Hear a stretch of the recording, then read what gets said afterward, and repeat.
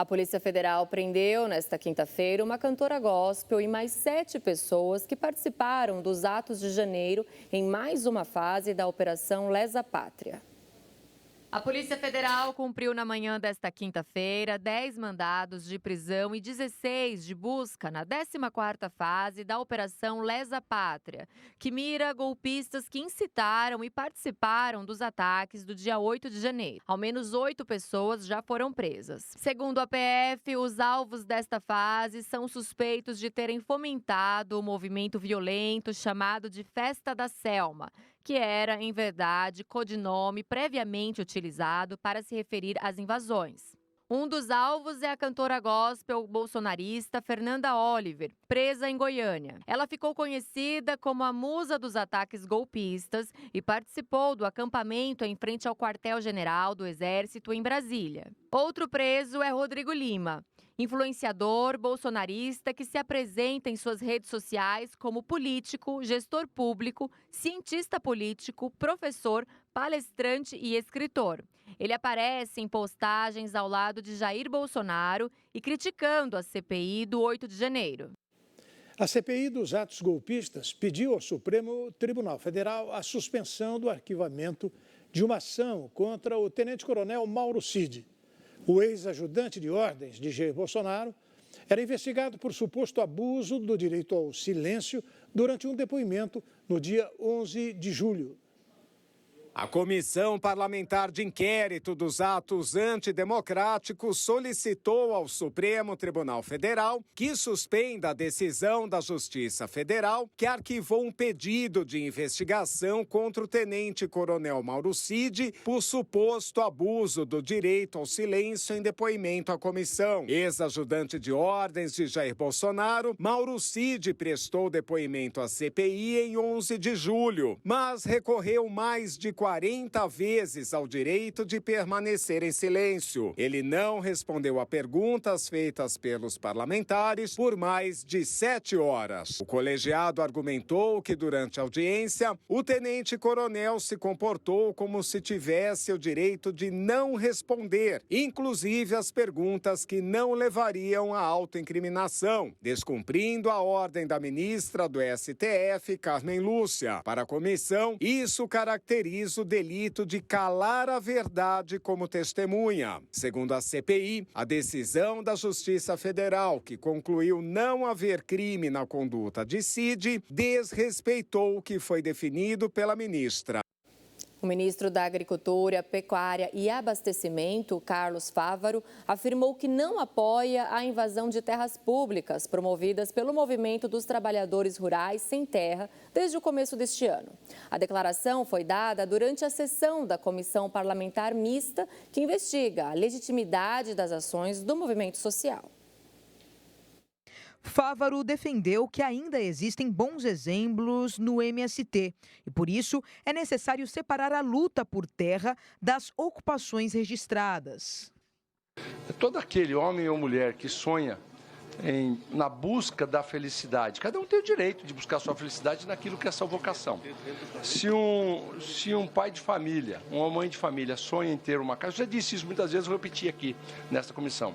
Se o sonho da felicidade dele é ter uma casa própria, é legítimo ele participar de um movimento, dele reivindicar no seu bairro, no seu líder de bairro, na sua comunidade, em um movimento para reivindicar do governo o seu apoio para que ele possa adquirir uma casa própria. Por isso tem programas sociais de apoio à aquisição de casa própria. Não podemos só tratar o MST como quem quer invadir terra, tomar. Quando faz a coisa certa, tem meu apoio. Agora, quando fizer errado, você pode ficar tranquilo que eu não vou estar do lado apoiando.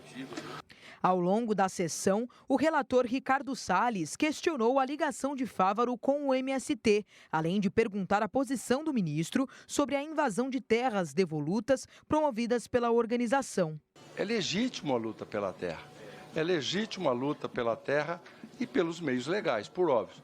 E eu tenho muitos amigos, sim, que são membros do MST e tenho muito respeito por eles. Existem jornalistas que cometem crime e devem ser punidos. Existem manifestantes, movimentos sociais que cometem crime e devem ser punidos. Agora, todos aqueles homens e mulheres de todas essas áreas que são pessoas de bem são meus amigos. O ministro também foi questionado sobre a presença de João Pedro Stedilli em comitiva do presidente Luiz Inácio Lula da Silva para a China em abril deste ano.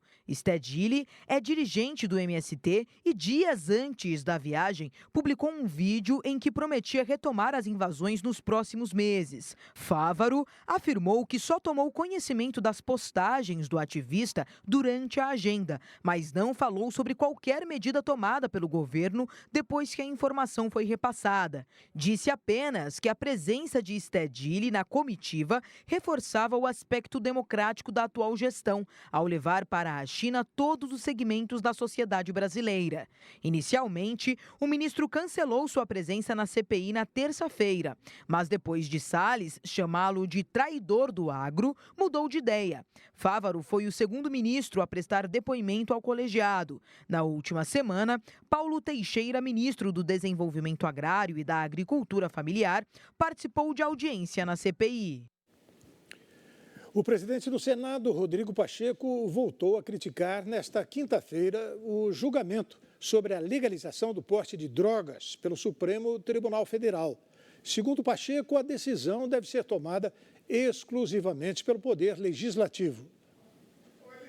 Durante sessão temática sobre descriminalização das drogas, realizada nesta quinta-feira, o presidente do Senado, Rodrigo Pacheco, destacou que o assunto passa por searas diversas e deve ser analisado com muita responsabilidade. O que pretendo ressaltar aqui, senhoras e senhores, é que o tema da descriminalização passa por searas diversas, como saúde, educação, segurança pública e até economia. Deve, portanto, ser analisado com muita responsabilidade e com muita diligência. Adianto, contudo, que qualquer decisão sobre o tema deve ser tomada através de uma discussão liderada pelo Poder Legislativo brasileiro. Lugar próprio para o debate do tratamento jurídico que deve definir a política de drogas no Brasil. Para Pacheco, somente o parlamento tem propriedades para debater o assunto.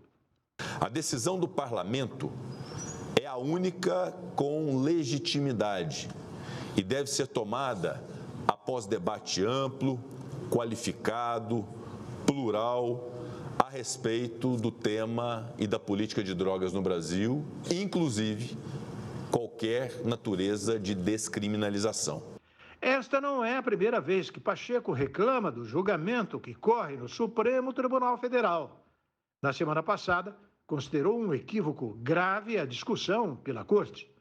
Classificou a descriminalização sem discussão no Congresso e sem criação de programas de saúde pública como invasão de competência do Poder Legislativo. Até o fechamento desta reportagem, 4 ministros votaram favoravelmente pela descriminalização. O tema começou a ser analisado pela Corte em 2015, mas o julgamento foi suspenso por um pedido de vista do então ministro Teori Zavascki. Com a morte dele em um acidente aéreo em 2017, o ministro Alexandre de Moraes o substituiu e devolveu o pedido de vista ao plenário um ano depois. Isso foi em 2018. E falando em drogas, de acordo com a Secretaria Municipal de Saúde de São Paulo, aumentaram os casos de intoxicação pela droga K9, também conhecida como maconha sintética. Veja mais detalhes com Mirela Lima, aluna do curso Oficina da Mídia Repórter TV.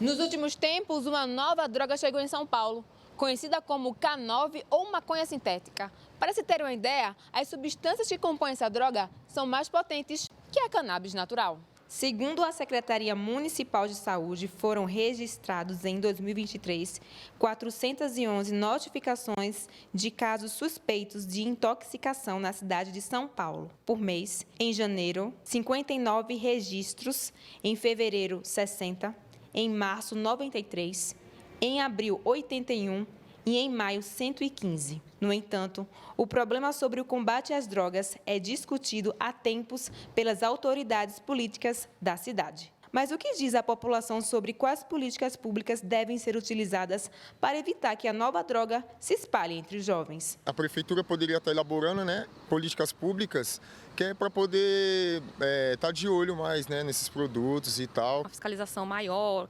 impor uma idade para estar comprando isso, E também sobre a internação compulsória para quem já está nesse vício, para poder estar diminuindo a decadência, a situação que as pessoas ficam e até a cidade mesmo, Está cada dia mais perdendo o seu valor. Por mais que objetos como vape, cerveja e maconha, que são algumas coisas que têm produtos que fazem mal ao ser humano, sejam liberadas, e outras não, por exemplo, o vape, seria interessante fazer uma fiscalização um pouquinho melhor.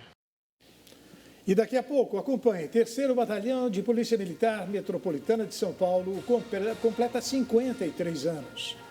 A apresentadora Xuxa Meneghel se junta a Zé Gotinha em nova campanha de vacinação infantil.